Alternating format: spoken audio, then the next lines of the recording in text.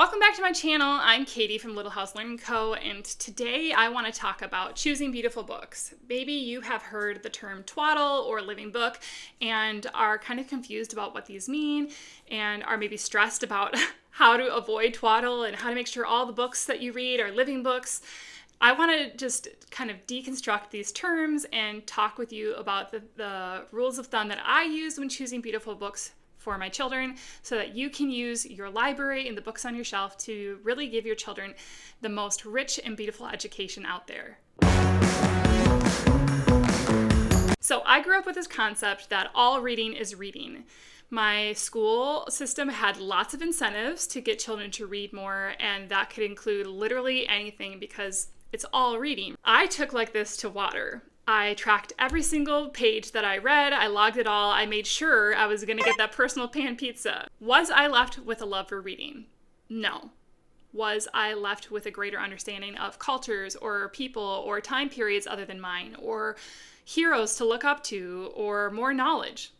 Again, no. And the reading I did in class, in school, was not much better. I was given oftentimes paragraphs to dissect or analyze or be tested on for my reading comprehension. I certainly got the gold stars, but I feel like I missed out on a true education. When I became a mother, I knew that I wanted a different sort of education for my own children. I came across this quote from Charlotte Mason that really rocked me to my core. She says, "Children must grow up upon the best. There must never be a period in their lives where they are allowed to read or listen to twaddle or reading made easy. There is never a time when they are unequal to worthy thoughts, well put, inspiring tales, well told." I was really inspired by this quote because I wanted to offer my child the best, but I was also very intimidated. Having grown up on this junk food diet of books, I wasn't even sure I was going to be able to identify what were the best books. And I honestly wasn't even sure I could trust myself to enjoy a book that wasn't twaddle.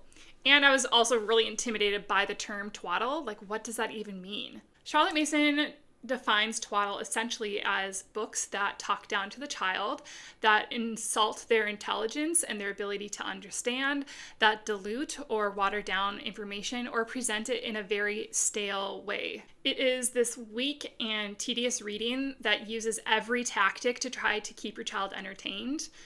Every tactic, that is, except for telling an actually good, compelling story. She goes on to say this: "Mothers seldom talk down to their children. They are too intimate with little people and have, therefore, too much respect for them.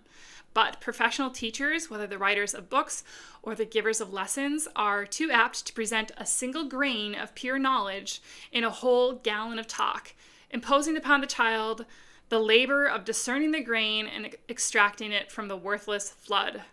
Whew.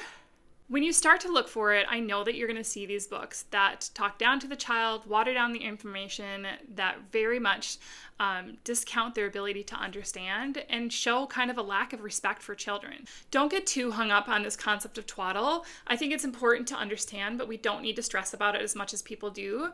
I think choosing beautiful books is less about this legalistic, rigorous concept of twaddle, of like making sure everything your child reads is not twaddle.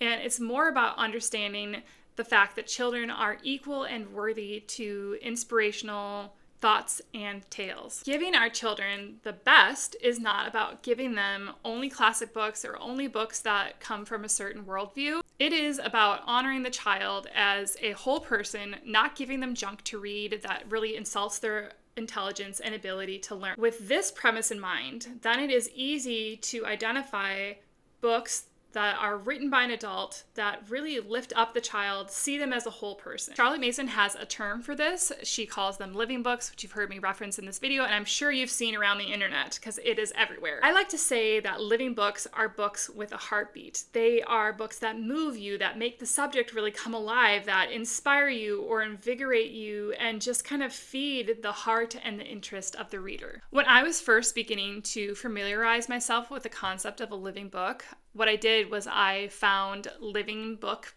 lists that were already compiled with a lot of thoughtfulness that are out there, and I printed them off and I'd bring them to my library and systematically check out the books. And this really helped me see what titles were on many, many lists. And also, as I read them with my children, I was able to see how they landed with our family. Because the concept of twaddle and living books are very subjective, not everything landed, but it really helps me kind of develop and hone like a palate and a taste for what makes a living book. Here are some of the things that I came up with after reading thousands of picture books, and these are the things that I go back to when I'm deciding whether I want to purchase a book or keep it on my bookshelf, or even if I'm going to include it in one of my curriculums or not. The first thing is enjoyment. If you can read a picture book over and over and still enjoy it, it's probably a living picture book. Enjoyment is overlooked, but I think it is a huge tell for whether a book is worthwhile and beautiful. The second is challenging versus easy. Just because a book is challenging does not make it a living book. Just because it is easy does not make it twaddle. There are many light fiction books that include tons of beautiful ideas and heroic characters and worthwhile things to offer to our children.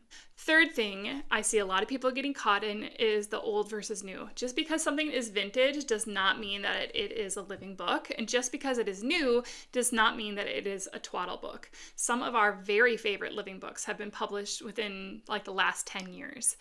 Now, I think it's also important to understand that since the 1970s, the children's publishing industry especially has exploded. If you look at the number of books that they published in the 1970s versus how much they published in the 2020s, like you will be amazed to see the difference. So are publishers just putting out stuff that they think is going to make them money? Yes. Are they putting out tons and tons of series that are garbage because they know everyone's going to keep buying the next book in the series? Yes. But there are some really wonderful gems that are being published now, and hopefully in the future there'll be lots of wonderful living books continue to be published. The fourth thing I would say is about themes. You can have really big, rich, beautiful themes in a book that is twaddle and vice versa. And what I mean by that is it's important to think about the tone that they're using. Are they talking in a condescending way to children? Are they oversimplifying and watering it down? Are they taking important details and leaving that out to make it more palatable for the child or make it more childlike? Unfortunately, I see this most often in Bible resources for children, where they will take these big, rich, beautiful ideas and themes from scripture and they will water it down into this like garbage moralism lesson for children and say, well, because it's the Bible, it must be like really worthwhile and rich. And that's just not really true. The fifth thing is probably my favorite, and that has to do with imagination. Does the book inspire imaginative play or creativity in your child? That's a living book. Does this make the child hungry for more information about the characters or the culture or the time or the place that the book is written? Those are books that I hang on to for sure. And sometimes you won't always see this right away. More often than not, I will catch my kids out in the backyard playing something from a book that we read months ago that I didn't even think they were listening that well to, but here it is, inspiring play. Or we'll be at the library and my kids will make a connection with a book that they're seeing on the shelf saying, oh, that's just like this book. Or I want to check out a book or make a costume or understand the creatures in this book or whatever it is. That's just a great rule of thumb is it inspiring? More creative thought. And lastly, I just want to talk about characteristics. You cannot take a blanket characteristic and apply it and say, well, all books in this category are a living book or all book in this category are twaddle. Because you can have books that have all kinds of characteristics. There can be funny, serious, intellectual, historical, biographical, fictional, lighthearted, factual, all of these things you can have both in a twaddle book and in a living book. So be wary when you hear somebody say, well, all picture book biographies are living books, or all graphic novels are twaddle, or whatever it is. That's just not really true. I think it's important to understand that most books you read are going to fall somewhere on like a sliding scale, where they're not going to be complete twaddle or they're not going to be a completely living book, but most books live somewhere in between.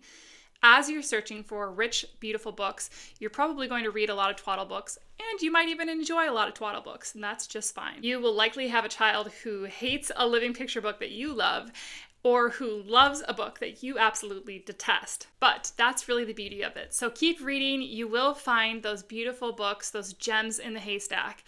Read well, read often, read widely. If you enjoyed this conversation, be sure to give it a thumbs up and subscribe, and I will see you in the next one.